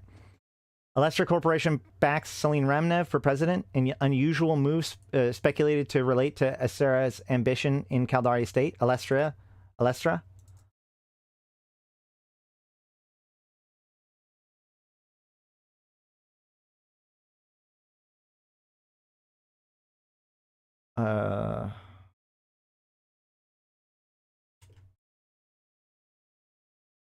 Well-run Gallente Corporation with broad interstellar scope across the retail sector. It operates in all empires. It's mostly successful abroad. Got it. Quaif Corporation providing redundant channels for federal and election communications on its encrypted corporate network. Man, I am so questioning Quaif at this point. FedMart offers secure voting through physical and digital outlets. All voters using FedMart facilities credited with one voucher. FedMart is the direct competitor of Alestra. Egonics Inc. denies accusations popular EgoCast talk show influence electorate through subliminal messaging.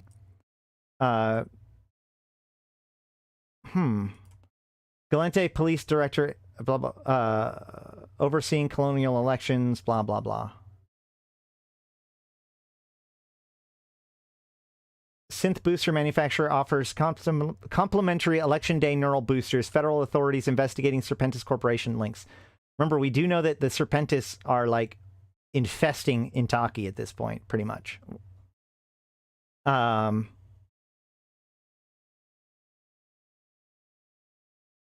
Lidai facility stealing 100,000 LD X100 subcranial nanocontrollers. I just felt like pointing that out.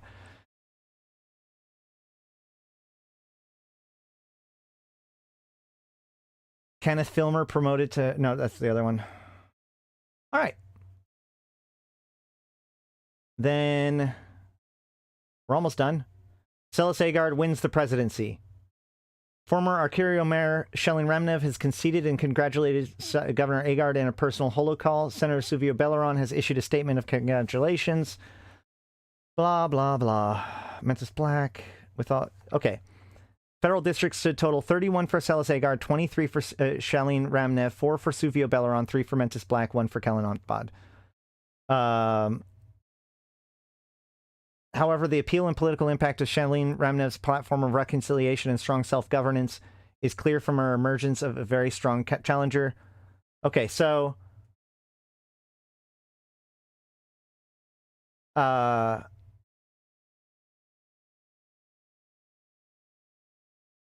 I feel like...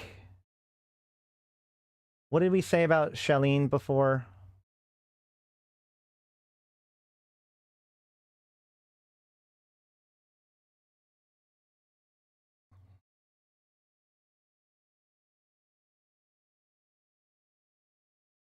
Which one was which? Oh, 07. Welcome back.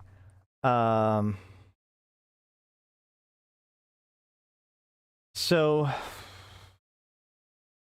Shelin has sympathy for Yntaki, like the Yntaki people, probably. Understanding occupation, and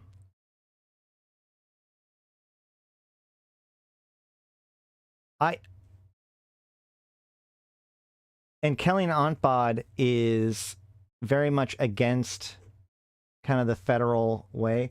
Who did I say earlier I thought might actually side with it? I think it was Shelin. And I just don't think it's going to go well. I want to say that both of these senators are going to end up...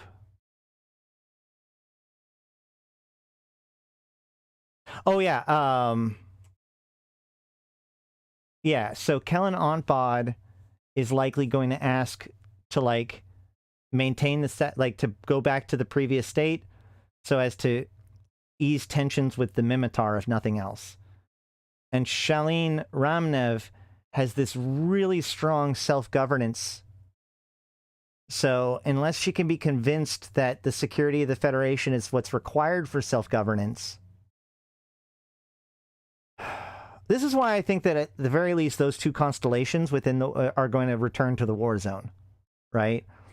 I think that all of this is leading towards... I don't know what's going to happen, but it feels like the other systems in those two constellations will be turned back over to the faction warfare war zone. Because even if you could argue that Yntaki is a necessary thing for stability, those other, like, what is it, 9 systems really does... Like, it feels like that's the negotiation, right? we're willing to let go those 9 systems back, but Intaki is too important.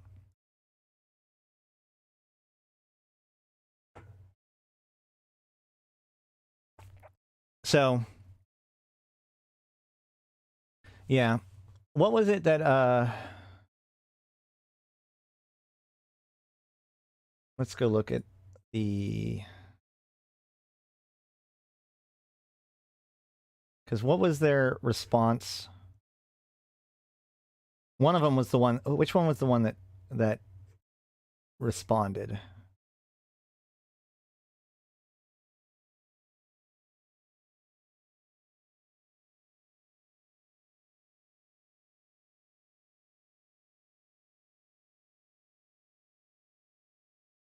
That's not it.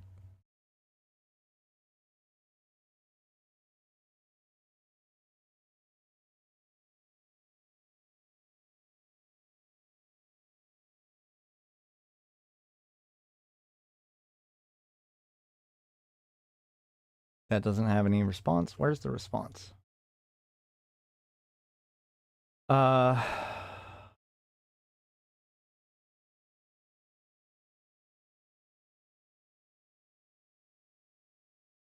Nope, that's the afternoon situation.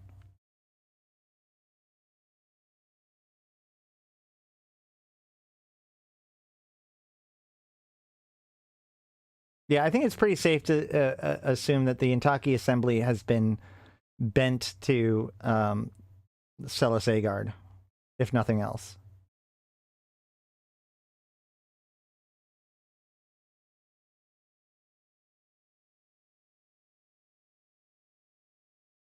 Man.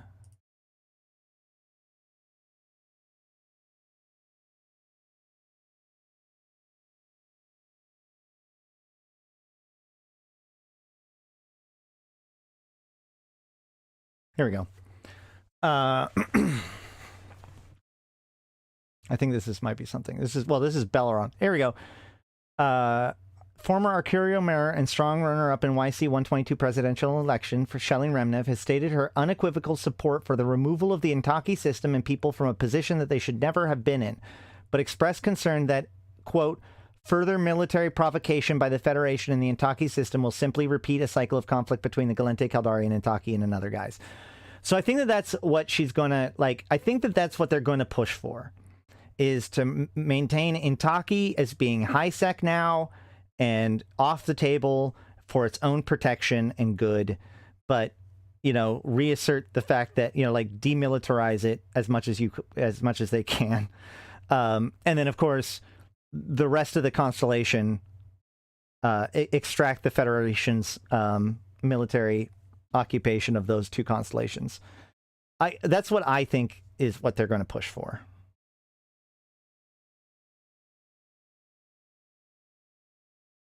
All right. Well, that's been fun. Did y'all have fun? I had fun. Let's see. Anything else to do today? It is Friday. I don't know. There wasn't much to talk about as far as the news goes. On the war zone, we see... Oh, actually... Oh, I know what we can talk about real quick. Hold on.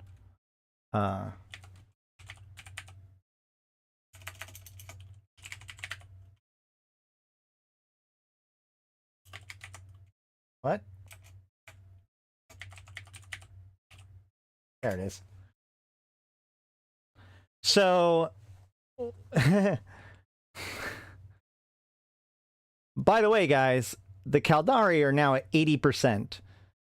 For the 3rd time, we now see a large jump. I really want to see the full graph now. But this jump is roughly 11%, which is now the largest to date, the previous one being 10. It represents hundreds of billions of ISK. But it also represents a very interesting shift in the dynamic of things, right? If we're going to see these 10% jumps, that can only happen twice more. And then the Caldari are done with their research project. which means the only way to advance the Caldari's agenda will be to do the stuff in Pochven. So if you're interested in the Caldari skins, your opportunity to get those are about to get shut down. Or at least get those easily are about to get shut down. Now, for now, you don't actually have to turn them into the Caldari if you want the skins. You just have to do the Stellar Research Tech. You can then turn that Stellar Research Tech into the Gallente, for example, if you wanted to. You just don't get the points for the tournament. Likewise, when the Caldari are done with this tech, the Gallente will be able to pull from them fully, and yet only the Gallente will be able to turn it in for points. So we're already starting to see a collapse of the value of these data cores, which also, of course, makes it even more likely that we're going to see more of these jumps. So at this point, we are kind of in the zone of, like, any day now, the Caldari could complete the Stellar Research project, at least that side of thing, and begin the construction side.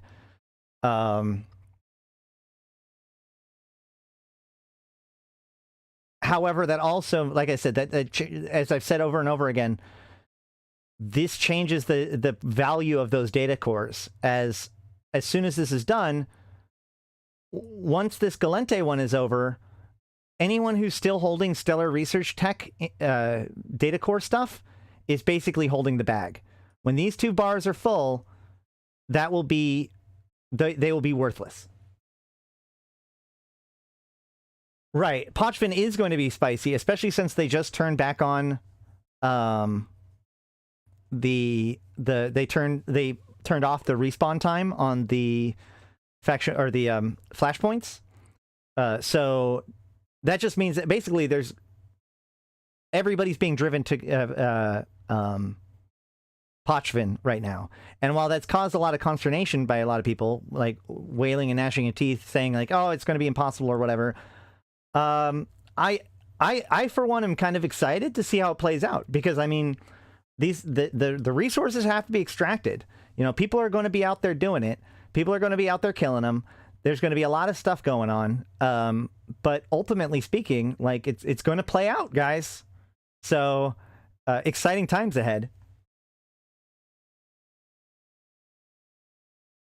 But yeah, the Stellar Research Tech also, you know, is coming along pretty evenly. The Minmatar are definitely still leading there. But that's about it. As far as the war zone, what we see is actually a lot of really interesting things. So we saw this kind of push down. We saw the takedown of this area and also the collapse of this area all at the same time a few months ago, and everybody was really afraid that like that was it for Galmil, and we were all prepared for a big defensive Fleet and Hadales, which, I mean, arguably that has been going on, but as you can see, like obviously it hasn't been that big of it hasn't completely stymied everything, or at least, sorry, it hasn't collapsed already in the same way that would have been expected. But even further than that, we actually see these two counter pushes. So Tirjiv is a high-set Gallente system, which allows Tantalin to always be a front line, even when this entire area was taken. So Tantalin was a Gallente front line, or sorry, Caldari front line, and basically a bunch of dudes, just a small group of people, went there and dropped a whole bunch of the propaganda towers, pumped up their advantage, and used it to take Tantalin really quick, which got everybody's attention. And so then they worked on Onato, and then they worked on Aranako. And so, like, while this has been kind of in question and they could fall back to Caldari, I find this development really interesting, and it also really displays the value of control of advantage, which of course is now being swinging the other direction. So meanwhile, on this side, you know, Ugali's, like, this entire cluster fell, and now it's back to being under the control of the Gallente once again, with Renorel looking like it's probably going to, or like doing a pretty decent job of holding out. But we also see Operena falling into Gallente hands, which allows them to push into Richard. So what I think is important here is that this is really showing the frontline system in its highest value, right? The fact that these systems remained a front line even after the whole area was taken allowed them to be points of weakness that has allowed the Gallente to have at least little insurgencies while at the same time defending down the line in the south, causing the front lines to be spread across 4 different war zones. That plus the Shadow War has divided the Caldari's attention, and the Caldari can only really push and progress when they can unify against one thing and beat it with sheer numbers. So yeah, that's going to be an interesting one to watch.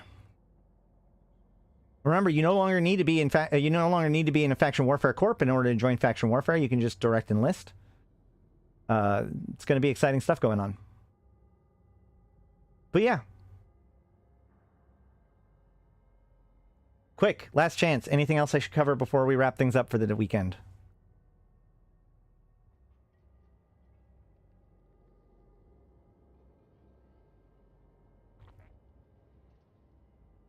Nope.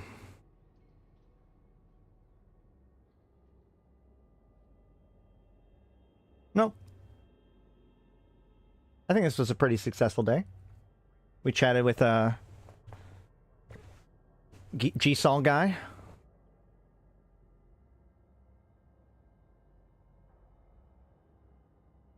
there anything else that's important for this weekend? Like I said, the Dark Zero is doing the Pochvin Fleet Consortium operations in-game channel.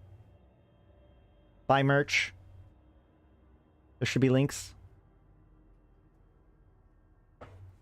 I think that's it. I have some bigger projects that I want to do, like some other bigger topic videos. But of course, like, I don't want to come into those half-cocked. Hey, Drop Tech Gaming, thank you for that. 07 to you. That's very cool. Oh, and Dajat Lemmont. Hey. Thank you, guys. Thank you. That's awesome. I've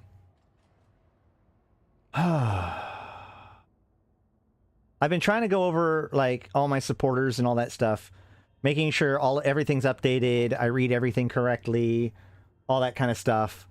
So if you are a supporter, you don't have supporter access to the supporter channel, or I'm not acknowledging you correctly, please hit me up. I do my best, but things do slide through the cracks, obviously, sometimes. But yeah.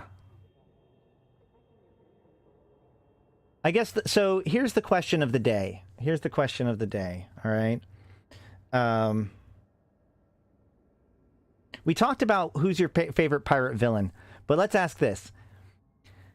If faction warfare was to be expanded to every faction in the game, big faction, little faction, everything from, like, EOM to Gallente, what faction would you join and why? There we go. That's something to think about. And next time we'll talk about it.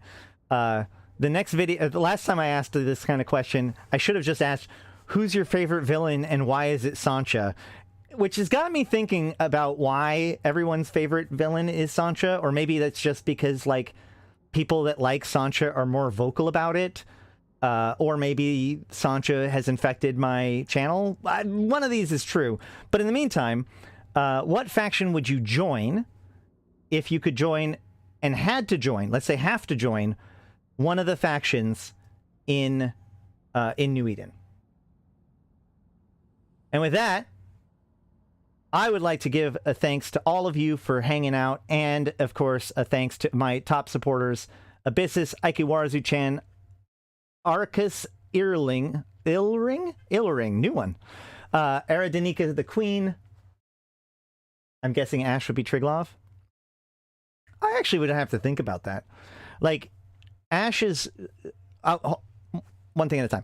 Belligerent Neckbeard, BlackRoseNoble, Dajat Lemmont, Drake, Golden Age Story, J Kuhn, LM1, Lumi, Malak Starfire, Midnight Space Monkey, Not Just Fun, Seeds of Plenty, Serenolin with No Eyes, Syliana Vel'ash, Tgen Tgen, Nephilim, Grendel, Yantey Lepouf, Zaul Nex, as well as my Immortal tier patrons of 745 MPSI, Ebo Elite, May, Merc Utan, Nihilum, and Rid. Thank you guys so much. As far as so here's the secret about Ashe and Triglav, okay? Ashe isn't for anyone besides Capsuleers. She is against Concord, and she sees the Triglavians as a useful tool to break Concord. So I don't know exactly who she would choose to join. I'll have to think about that this weekend too. This is an opportunity to compel me. Hey, you're an immortal? You are an immortal. I don't know. That's a good point. LM. There we go. I can spell LM1. And yeah, LM1, you are inarguably one of my inarguably one of, that's so terrible. You are one of my absolute top supporters of all time, and I really, really appreciate it, of course. So an extra thank you specifically to LM1. But also, of course, DropTech and Dajat Lemmont. Chill on some. We're heading out, dude. We're winding up. We're winding down. Mortis Legion or Garistas? Mortis Legion is actually a solid choice, honestly. Hey! 07, thanks for that, LM1. Wow.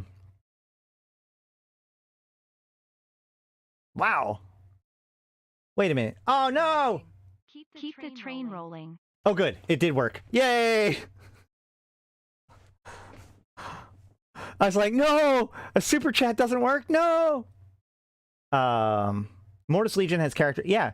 Well, Mortis Legion also has a fair amount of integrity, although there has been some secrecy to the Mortis Legion recently, so I wonder what they're really up to. I'm trying to think.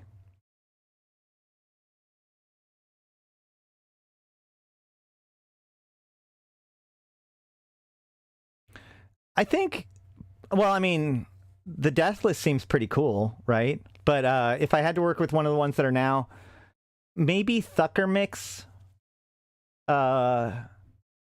If I just wanted to be like the enemy of the enemy, or if I really wanted to be like keep your enemies closer, I might go SOE in hope of figuring something out. It's a good question. Ah, too kind.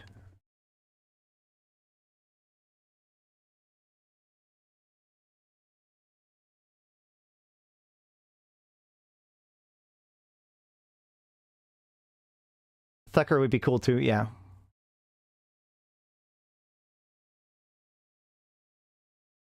Is there... So we've got the EO... Like, let's think about lesser ones. We've got the EOM. What other lesser ones are there? Actually, now that I think about it. The more I think about this, the more I realize that, like, none of them are very savory, right?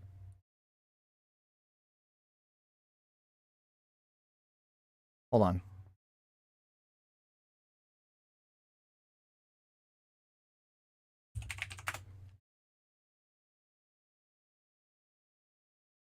There's an entire page on the Notion for this. Y'all thought the stream was over. Or's a good one. Okay, so we've got Amatar Mandate, Angel Cartel. Angel Cartel actually has a really, like, there's some really good arguments for Angel Cartel. Angel Cartel is the closest thing to, like, an empire of them all, right? Like, they're the most functional society. So I could definitely see somebody wanting to join up with the Angels. Association for Interdisciplinary Research. You know, I actually probably would have to start working alongside them, potentially, with at least one of our characters, because, like, this is the group that's supporting of newer players in particular. Blood Raider Cult. I'm sure some people would like to join them. Concord. Psh, Drifters. I don't know. Edicom. Garistus. We know about Garistus Jove. Conid. Mortis Legion. Or Sanchez Nation. Serpentis. Sisters. Interbus. Interbus could be cool. Society of Conscious Thought. Man, I really want to go back and do the Black Book. Or the Black Mountain series. The Syndicate. There's some good stuff with the Syndicate. We should actually, I should do a look at, we should look at, wait, no, I already did a video on, what's her name? The head of the Intaki Syndicate. Silif? Thucker Tribe. Triglavian Collective. There you go.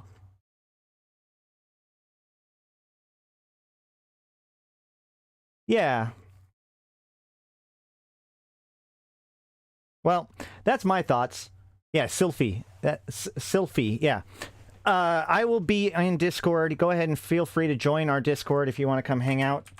Or, you know, get the flags for it to be able to be notified whenever I go live and put up videos and all that sort of stuff. Or you can come join us with the Convocation of Empyreans in order to maximize player engagement with you online. If you do need to make a new character, or if you've never used the buddy code, you can get a free million skill points by using the link that's about to be posted or is down below. It will go to one of the people within our organization that makes things happen, or at least one of the people that makes things happen in Eve. Or, you know, whatever. I can never figure out how to, like, specify that collective of people, but whoever I feel like putting on it, my list of people that I want to, help out. And if you're interested in my game, I keep on thinking that I want to do Playton, and then I'm not set up for it. Either way, yeah.